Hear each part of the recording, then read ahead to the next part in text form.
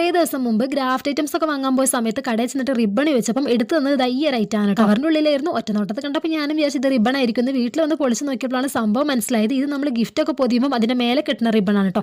ഇതാണെങ്കിൽ ഒരു 5-6 കളറും വാങ്ങിയിട്ടുണ്ടായിരുന്നു. ഇതിൻ്റെ നടു ഇങ്ങനെ കീറിപ്പോയിരുന്നുണ്ട്, പേപ്പർ പോലെ. ഒന്നും ചെയ്യാൻ പെട്ടെന്നൊന്നും കിട്ടിയില്ല. അപ്പോൾ ഞാൻ വിചാരിച്ചു അവിടെ കിടക്കട്ടെ, എന്തെങ്കിലും ഐഡിയ കിട്ടുമ്പോൾ ചെയ്യാമെന്ന്. അങ്ങനെ കുറേ മൂലക്ക് കിടന്നു. ഇന്നലെ റീൽസൊക്കെ കണ്ടുകൊണ്ടിരുന്നപ്പോഴാണ് നമ്മുടെ റിബൺ വെച്ചിട്ട് നല്ല അടിപൊളിയായിട്ടുള്ള ഫ്ലവേഴ്സ് ഉണ്ടാക്കുന്ന വീഡിയോസ് കണ്ടത്. അപ്പോൾ ഞാൻ വിചാരിച്ചു ഇതും കൊണ്ടൊന്ന് ചെയ്ത് നോക്കാം. വെറും പരീക്ഷണം മാത്രമാണ്, എന്താവുന്ന ഒരു ഐഡിയ ഇല്ല. എന്തായാലും വെറുതെ മൂലക്കെടുക്കല്ലേ, ഒന്നും ചെയ്യാതിരിക്കുന്നതിന് നല്ലതല്ലേ, എന്തെങ്കിലുമൊക്കെ ചെയ്യുന്നത്. അങ്ങനെ നമുക്ക് ആദ്യം കുറച്ച് പെറ്റൽസ് ഉണ്ടാക്കിയെടുക്കണം കേട്ടോ. കട്ട് ചെയ്തിട്ട് അവൻ പെറ്റൽസ് കുറച്ച് അധികം ഉണ്ടാക്കിയെടുത്തിട്ടുണ്ട്. ഇതെല്ലാം കൂടെ ഇതുപോലെയൊക്കെ ഒന്ന് പശ തേച്ച് ഒട്ടിച്ചെടുക്കണം. എന്നിട്ട് നമുക്കൊരു സ്റ്റിക്ക് എടുക്കാം. സ്റ്റിക്കിലേക്ക് ഇതുപോലെ പശ തേച്ചിട്ട് ഒന്ന് ജസ്റ്റ് റോൾ ചെയ്ത് കൊടുക്കുക കേട്ടോ.